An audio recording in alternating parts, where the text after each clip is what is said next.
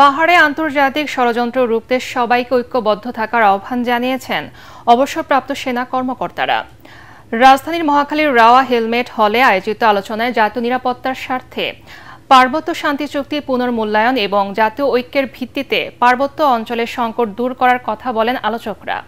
তাদের মতে, সমস্যার স্থায়ী সমাধানে পার্বত্য চট্টগ্রামকে শুধু প্রশাসনিকভাবে নয়, দেখতে হবে মানবিক ও জাতীয় দৃষ্টিকোণ থেকেও। বিস্তারিত জানাচ্ছেন জিএম তসলিম। পার্বত্য চট্টগ্রাম অঞ্চলে গত কয়েক দশক ধরে আধিপত্য বিস্তার সহ নানা রকম সন্ত্রাসী কাজে লিপ্ত পাহাড়ের বিচ্ছিন্নতাবাদী সংগঠনগুলো। সহিংসতার বলি হচ্ছেন পাহাড়ি বাঙালি সহ আইন শৃঙ্খলা বাহিনীর সদস্যরা। পাহাড়ে শান্তি ফেরাতে সন্ত্রাসী গোষ্ঠীর হামলায় এই পর্যন্ত প্রাণ হারিয়েছেন সেনাবাহিনীর অন্তত 400 সদস্য। সমস্যা সংকুল পার্বত্য চট্টগ্রাম, শান্তির অন্বেষণ শীর্ষক মুক্ত আলোচনায় এসব তথ্য তুলে ধরেন আলোচকরা। ধর্ম বর্ণ নির্বিশেষে সবার মানুষ সমাজ এই বৈষম্য থেকে আমাদের বের হয়ে আসতে হবে। যেমন বৈষম্য শিকার সেনাবাহিনী স্লোগান দেয়, হার্মি হটাও, হার্মি চলে যাও, বুঝতে হবে আমাদের। তারা বলেন, পাহাড়ে টেকসই শান্তি প্রতিষ্ঠায় পাহাড়ি ও বাঙালি জনগোষ্ঠীর মধ্যে পারস্পরিক বোঝাপড়া ও ঐক্য অপরিহার্য। শান্তি ফেরানোর নামে 1997 সালে শান্তি চুক্তি হলেও গত 3 দশকেও শান্তি ফেরেনি পাহাড়ে। এখানে অনেক বীর প্রতীক, বীর বিক্রমের মেডেল আছে যারা রক্ত দিয়েছে পার্বত্য চট্টগ্রাম।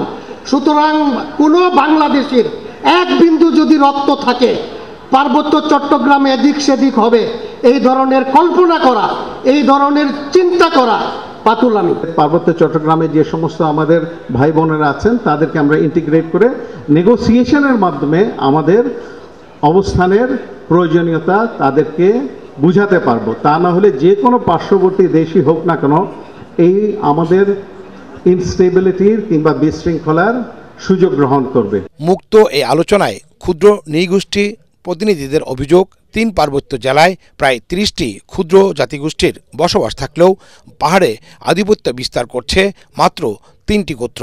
বৈষম্যের শিকার হচ্ছেন বাকিরা।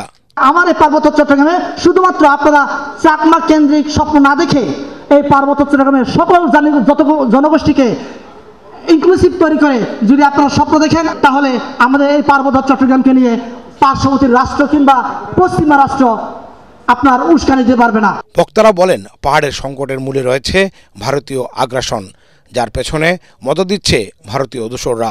শান্তি বাহিনী তো তৈরি হয়েছিল শেখ মুজিবুর রহমান সাহেবের সময়, কিন্তু তারা তো আক্রমণ করে নাই বাংলাদেশে 1976 সালের আগ পর্যন্ত। তার মানে হচ্ছে ভারত বাংলাদেশে তার অ্যাগ্রেশন জিয়ে রাখার জন্য একটা অস্ত্র হাতে রেখেছে, সেই অস্ত্র সময় সুযোগ মতো তারা ব্যবহার করছে। এটাই হচ্ছে রিয়ালিটি। এই প্রবলেম সলভ করার জন্য শহীদ প্রেসিডেন্ট জিয়াউর রহমান যে পলিসি তখন দিয়ে গিয়েছিলেন, that was the best, that was right policy, সেটাই আমরা এখন বললাম এবং সাপোর্ট করতেছি। পাহাড়ে কোনো ধরনের সাম্প্রদায়িক সংকট নেই উল্লেখ করে বক্তারা আরও বলেন, একটি গোষ্ঠী পরিকল্পিতভাবে সংঘাত সৃষ্টির মাধ্যমে পাহাড়ে অস্থিরতা সৃষ্টির পায়তারা করছে। পরে অনুষ্ঠানে বীরত্বসূচক পদক প্রদান করা হয়। GM Taslim, ATN Bangla, Dhaka.